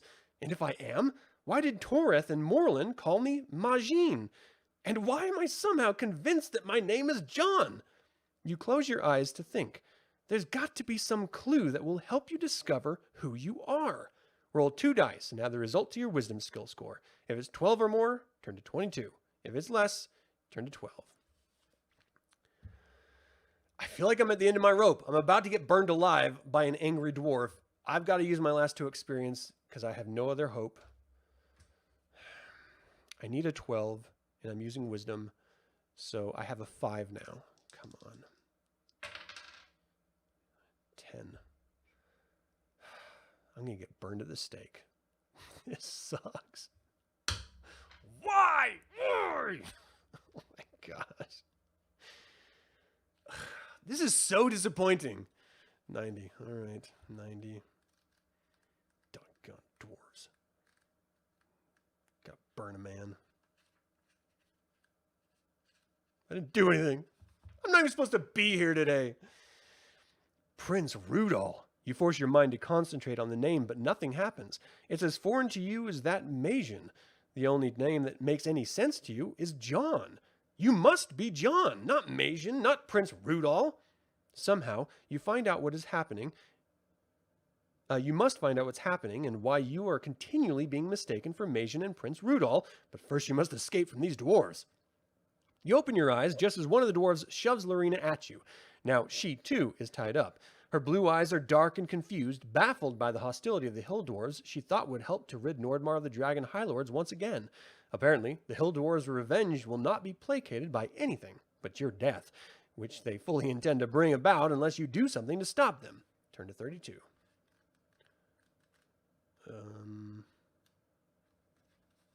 I don't want to die.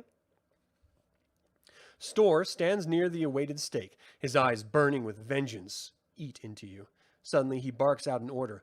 Tie them to the stake! Dozens of hands grab at you, pulling at your hair and clothes, scratching your face and arms. Lorena cries out in terror. You try to fight the dwarves off, but the dwarves around you hold you firm. Then suddenly you notice the bird beast again, circling the sky above you. Oddly enough, this time it has a companion, another of its kind. But as always, just as you see it, it's gone. Burn him! Burn him! The dwarves cry. They carry you to the stake and dump you in a pile of straw and wood.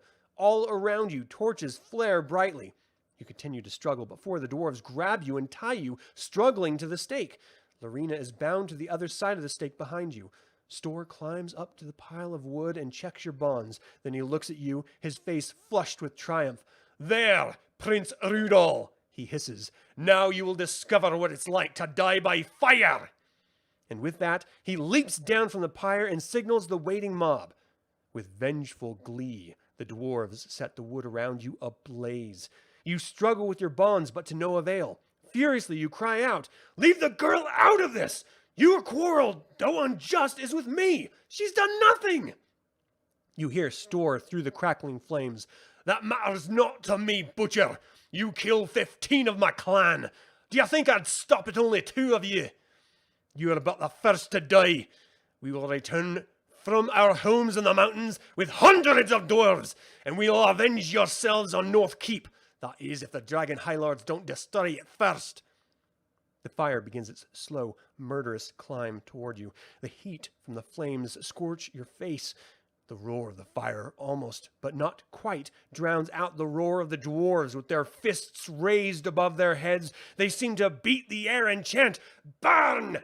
Burn! Burn!" All around you, flames lick the air as the heat and smoke assault your face. You start to cough, and the angry mob cheers the fire on. You turn your face away from the flames to avoid the scorching heat, but no matter which way you turn, there's no relief.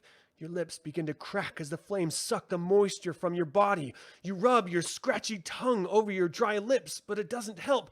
Flames lick at your feet, and your hair shrivels from the fire.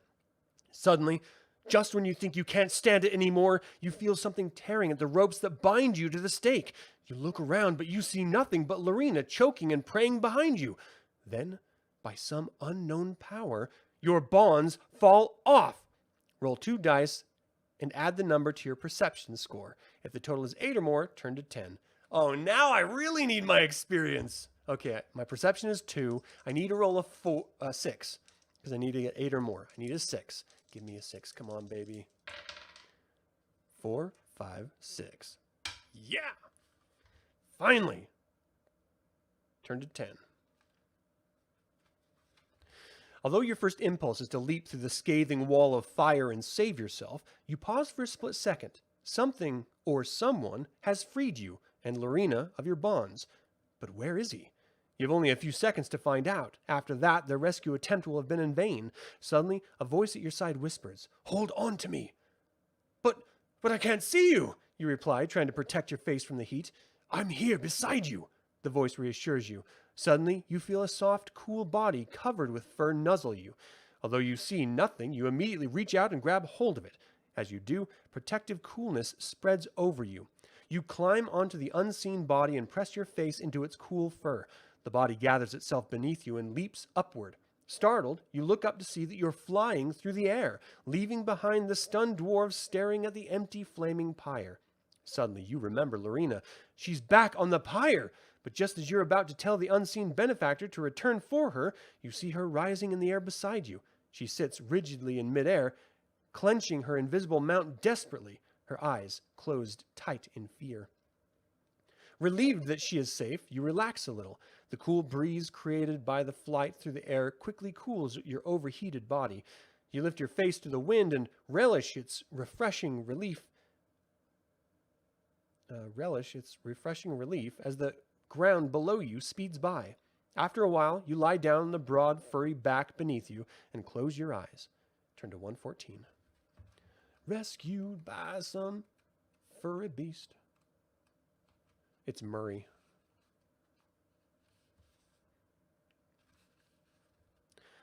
Your rest is cut short as a gentle thud awakens you. Your unknown invisible benefactor has landed. "This is as far as we can take you," the soft voice says. Your rescuer has flown you to the pinnacle of a hill, out of sight of the burned town. The sun, partially obscured by clouds, indicates that it's mid-afternoon. Reluctantly, you slide off the invisible creature's back. Within seconds, Lorena is beside you. You notice that she looks a little green, as if the flight didn't agree with her. Immediately, she sits down and bends over, tearing absent-mindedly at tufts of grass in front of her. "I don't like heights," she whispers, concentrating intently on the ground. "Goodbye, John," the soft voice says suddenly. "We may yet meet again." You feel a sudden movement beside you, and then the invisible creature is gone. Remember the feather, another voice echoes. You look up into the clouded sky as the two bird beasts wink into sight over your head. Their strong lion-like bodies are covered with glossy fur. Beautiful, strong black wings beat steadily as they hold stationary above you. Their nearly human faces smile down warmly, almost gratefully at you. They look so familiar. If only you... But even as the thought enters your mind, they lift their paws in salute and fly off into the sky. You watch as they soar gracefully out of sight. After a few moments, you look down at Lorena. She is still hunched miserably over the ground. She looks up at you and smiles wanly. I feel terrible. I clutched that thing so tightly that it pulled some of its feathers out. I got a whole handful before it told me to hold on to its neck. She picks a feather off the ground. It's long and slender and black. Roll 2 dice and add the result to your perception skill. If the total is 7 or more, turn to 27. Perception is 2, 7, 27.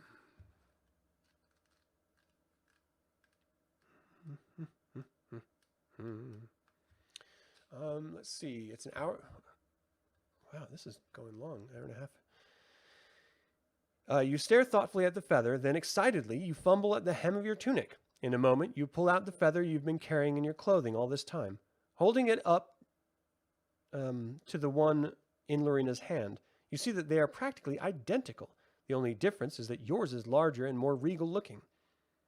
I wonder why I have this feather, you muse aloud. At once, something nags at the back of your mind. Roll 2 dice and add the result to your wisdom score. You need 11 or more. And I have 3. Oh, yeah. 9, 10, 11, 12. 154. 154. Oop, went way too far. 52, 53, 54. Okay, you know what? I'm going to pause.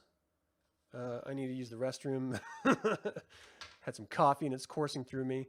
So I'm going to do a short break. I'll be right back and we'll pick up on 154. For those of you hanging in, it'll just be a moment, and I'll see you in a minute.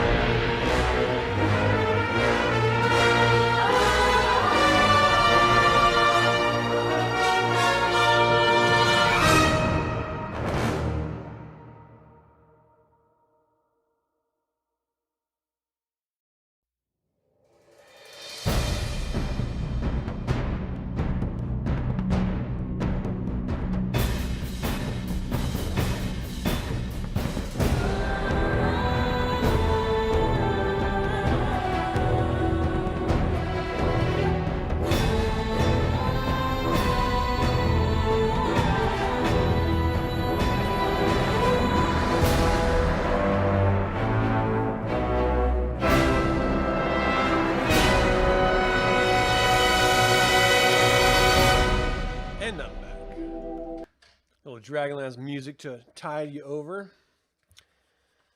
All right, let's see what's going on now. This is ending up being a completely different playthrough. You close your eyes and give give in to the nagging feeling, knowing that it might reveal something of the past to you. Remember the feather, the strange creature had called just before it took flight. The feather. Slowly, a scene begins to take shape in your mind. You see yourself running, panting, some unseen goal almost in sight. Running beside you is a creature, larger and more magnificent than the two bird beasts that rescued you.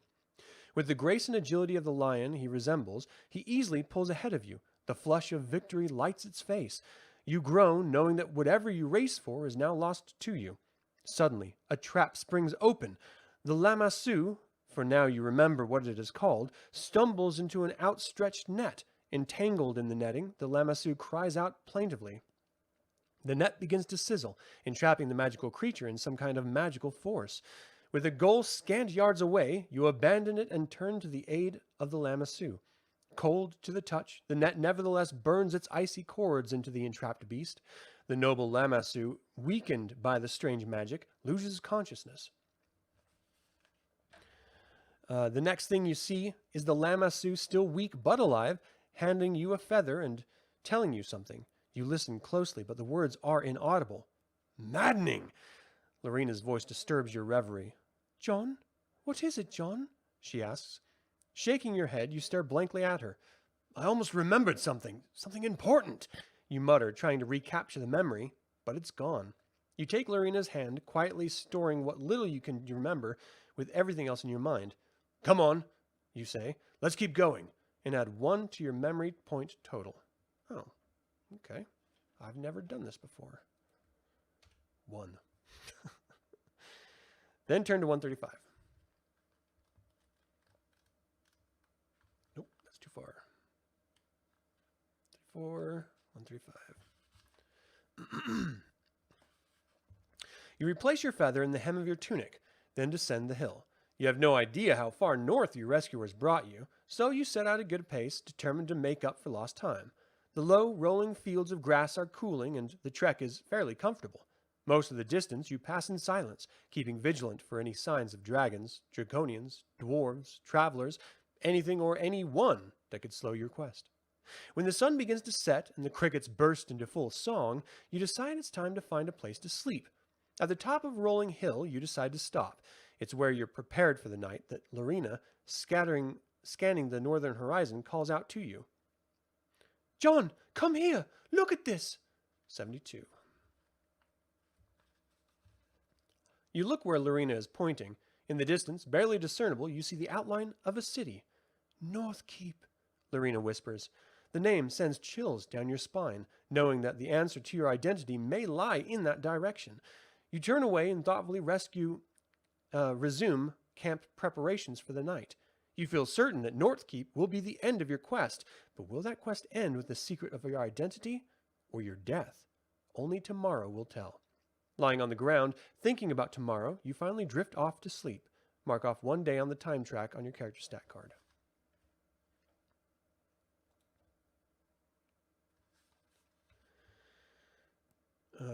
Your sleep is troubled one, however. You seem to toss and turn endlessly. Visions of your face, suddenly that of Majin, yet somehow remains yours, taunt you. Finally, Majin takes over your dream completely. His face contorts and twists into an evil grin. His high, maniacal laughter shrieks in your ears, sending chills through your soul. Finally, all you see is his huge maw, opening up to devour you, to crush you in his powerful jaws. You sit bolt upright. Suddenly, something dark and rancid-smelling descends over your head, and you cry out, "Is this real or merely part of your dream?" Before you can tell, a powerful blow strikes your head, and you are knocked into oblivion. Turn to 55. I thought I was dead, but this is just going and going. 55. Eventually, the lights behind your eyes... This isn't much of a choose-your-own-adventure either. Like, I've had one choice in this, and I don't even think that was a choice. It was based on the roll.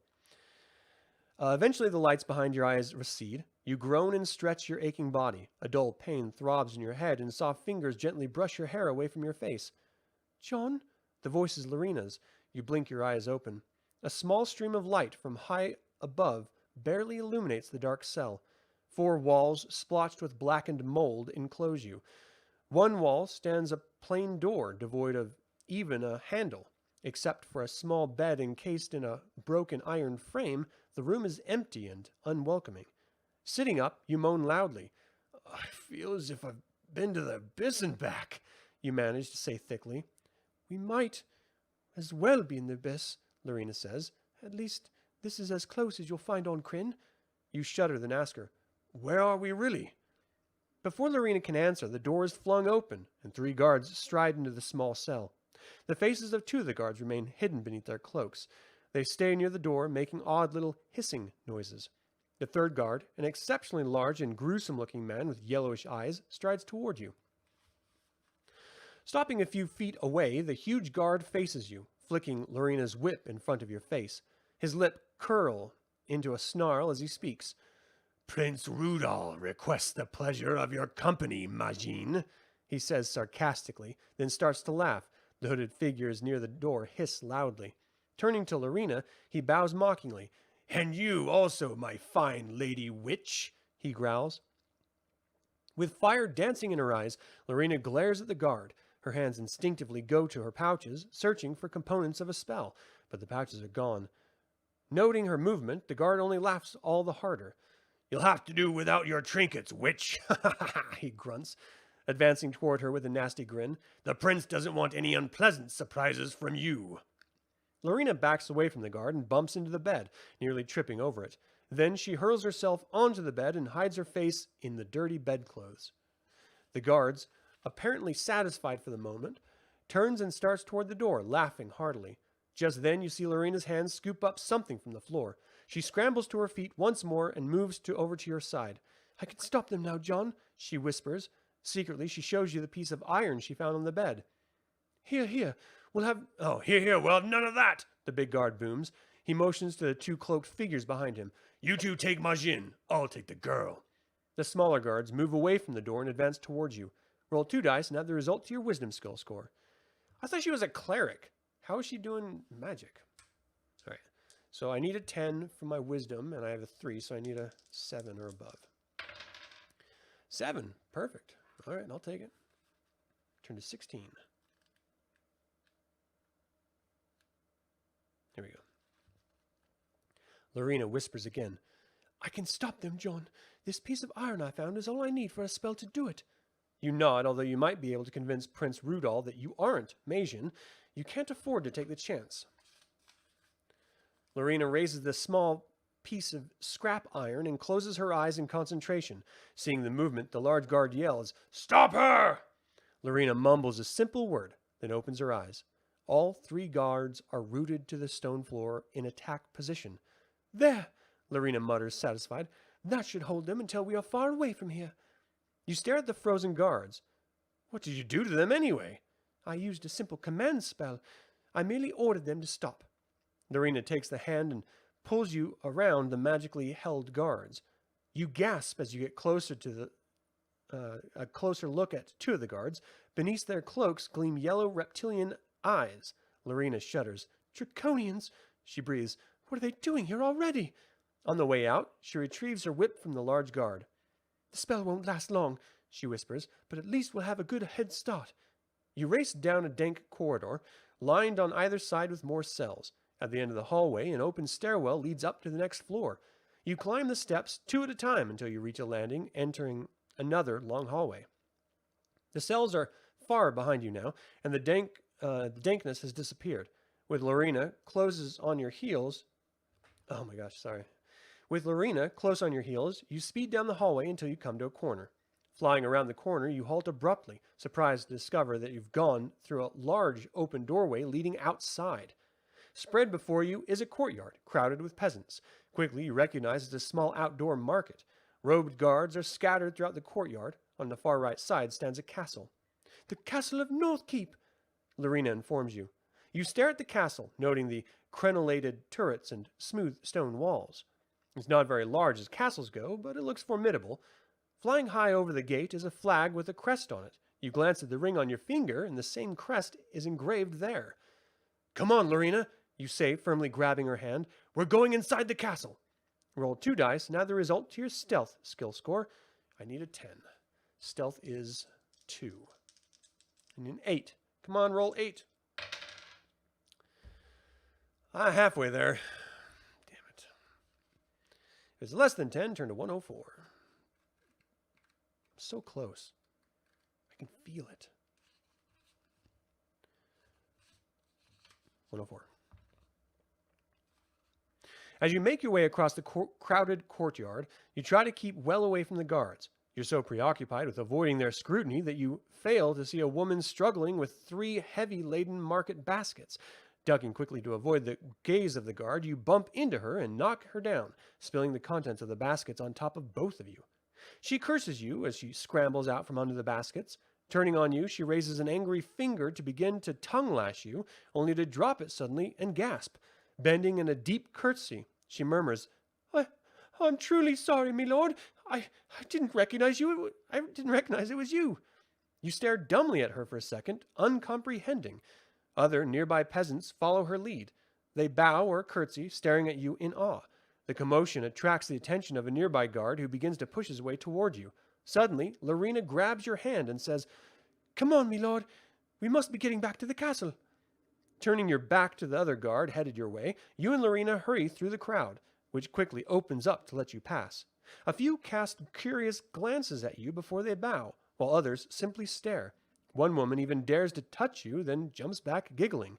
Under your breath, you whisper to Lorena, I think they mistake me for their prince. Lorena nods. Let's just hope you can convince the guards at the gate. You gulp as you approach the sentinels at the castle gate. Holding your head high, you walk up the portcullis and wait for the guards to open it. Nothing happens. Feeling the perspiration beading on your forehead, you turn to the guard on the left. Well, what are you waiting for, dolt? Open the gate, you demand. Without looking you, he replies, I need a password, me lord. Lorena clenches your hand, but you continue. Since when does the prince need a password? Perspiration begins to run a tiny rivulet down your temple. Since you've expressly commanded it, me lord, the guard says soberly. But I'm the prince. Or Majin. He faces you squarely. And since you didn't use the password, suddenly a loud commotion from behind you interrupts the sentinel. A quick glance tells you that the guard that Lorena placed under the spell are now free. Stop him! You recognize the voice of the large human guard who was trying to force his way across the crowded courtyard. That's Majin! Roll 2 dice and add the result to your wisdom skill score. I need a 12. I've got 3. 6, 7, 9, 10, 11, 12, 13. I did it. 172. Okay, so here's the story so far that I'm picking up. I'm Prince John. The Dragon High Lords are trying to infiltrate with a shapeshifter and take over. Majin is the leader that is shapeshifted. He has then taken over and told them that I am in fact him, and to stop me from entering the town so that he can maintain control so that the Dragon High Lords can move into Nordmaar from the south. That's what I'm suspecting. 172. Kind of a cool little story. Between the guards and the peasant crowd, you realize there is no chance for escape, unless, before the closest guards can grab you, you rush out a short way into the courtyard, point to the castle wall, and yell, He's over there! Stop him! The peasants immediately turn their attention to where you point. Lorena gives you a quick wink and joins in. It's Majin! He's over there! Grab him! Don't let him get away! The crowd immediately surges toward the castle wall. The prison guards try fruitlessly to push their way through the surging mob to get to you, but it's obviously hopeless. Confused by the commotion, the guards at the gate get caught up in the excitement and join the mob, leaving the gates unattended. Immediately, you raise the portcullis and rush into the castle with Lorena right behind you. Once inside, Lorena starts to giggle. Then she bursts out laughing. That was creative, John, she managed to say between fits of laughter. You smile sheepishly. It was, wasn't it? You agree. But it never would have worked if it weren't for that high caliber of guard that we have around here. Taking Lorena's hand, you pull her into the shadow of the entryway. Let's not lose our advantage. They won't be fooled long. As the commotion continues outside, you and Lorena make your way further into the castle. 166. Inside the castle, you and Lorena move stealthily down elegant hallways. Finally, Lorena stops you. What are you looking for, John? You stop and sigh, looking down at the ring in your finger. You reply, We're looking for someone or something that can tell me about this ring. Lorena knits her eyebrows together. You smile encouragingly. Taking your hands in hers, you softly caress it. Don't worry, you whisper. I think we're getting close. Together, you move down the hallway, keeping alert for anything. You ascend staircase after staircase and explore several long hallways, wondering where anyone could be. It's not until you pass a large ornate door that you hear the sound of groaning from inside the room. Roll 2 dice and add the result to your perception. I need a 10. Okay, I have 2. I need to roll an 8 or more. 4, 5, 6, 7. Doggone it.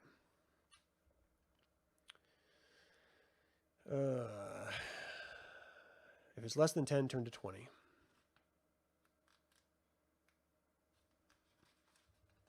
You decide against investigating the groaning noises behind the door. Whoever is in there might call the guards.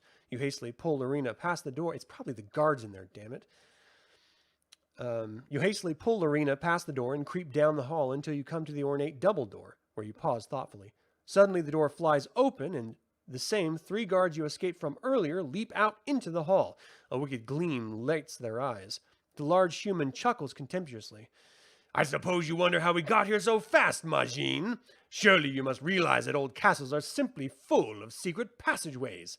He moves toward you threateningly as he continues. We knew you'd stop up here sooner or later, so we thought we'd form a little welcoming committee for you. And how convenient. The prince is waiting for you right inside this room. Instinctively, you and Lorena turn to flee, but the guards are incredibly quick. The large guard grabs Lorena, and the 2 draconians leap onto your back and wrestle you to the floor. Then, twisting your arms behind your back, they pull you to your feet. The large guard grunts in order, and you and Lorena are pushed through the double doors into the room. They follow and close the doors behind them. Then, the human takes position directly in front of the doorway, while the 2 draconians take stations on either side, their tails flickering nervously beneath the robes that cover their scaly bodies. Taking your eyes off the hideous reptiles, you examine the room's lavish velvet furnishings. To the right, a large balcony overlooks the courtyard where you can hear people milling about below. But when your eyes travel up the aisle on your left to the 2 thrones at the end of the room, you gasp in amazement. Turn to 7. All right, this is going to be my house. I know it. Excuse me. The aisle runs the entire length of the room, some 30 feet. You realize that you're standing at the reception of a small audience chamber. Thick velvet drapes hang from the ceiling to floor along the walls of the chamber. Every 10 feet or so, they part to reveal a rack of well-furnished weapons, swords, maces, glaives, and the like. Just to the left of you is a large fireplace and hearth. Above the mantel of the fireplace rests a large plaque. On it hang, crossing each other, a beautiful hand-and-a-half bastard sword and a priceless dragon-hide whip, relics of some bygone era.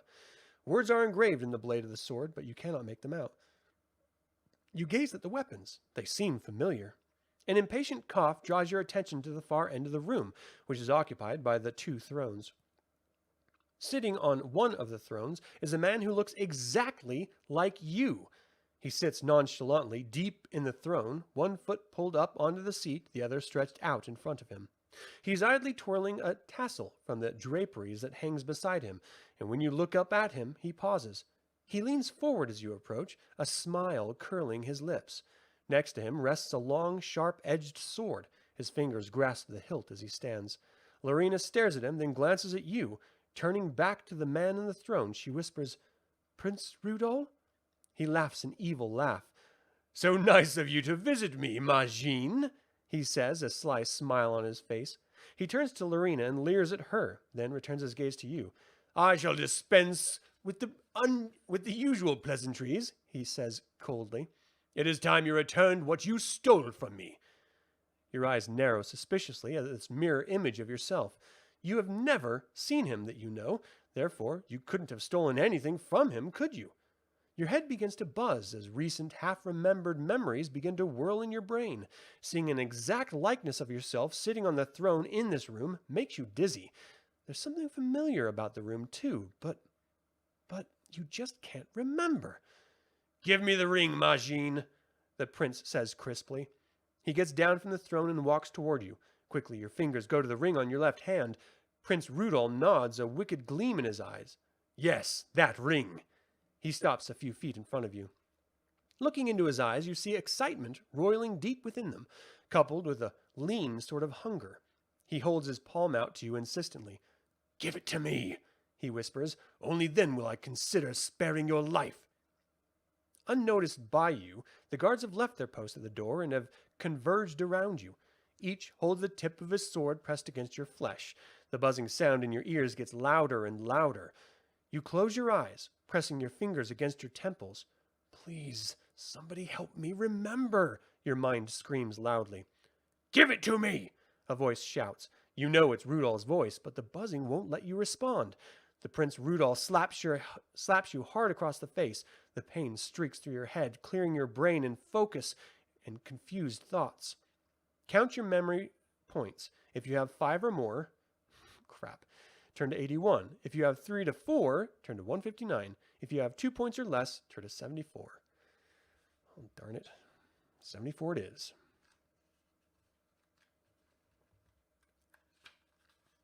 The buzzing ceases, and your thoughts grow calm. You open your eyes. The snarl on Prince Rudolph's face makes you cringe. The sword pressed against your ribs are persuasive. Toying with the ring, you make a difficult decision. Slowly, you pull the ring off your finger. It isn't doing you any good. If it can save your life, you're better off without it. No, John, Lorena cries. At that, the human guard grunts a brief command. One of the Draconians turns and slaps Lorena hard across the face with the flat side of its claw. She falls into a heap on the stone floor. As soon as you have worked the ring loose, Prince Rudolph snatches it out of your hand.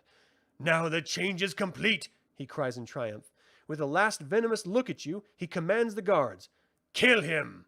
You choke in agony as the guards plunge their swords through your flesh. Spine, sinew, nerve, and will are torn asunder, and you fall to the ground. As your already limp head slams to the floor, a brief explosion of light is the last thing you see before the eternal blackness of death envelops you. Go back to the beginning of the book and try again. Better luck next time. Doggone it. Well, I don't know what to say. That's just how these things turn out for me. These are hard. I don't understand. It's all up to the dice, and that's it. The roll of the dice. All right. Well, that is it for this episode of Gaming Dragonlance Shadow over Nordmaar. What did you think of the game book?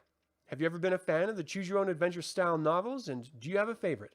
Lastly, what do you think about the advanced Dungeons & Dragons mechanics used in these game books? Feel free to email me at dlsaga@pm.me or leave a comment below.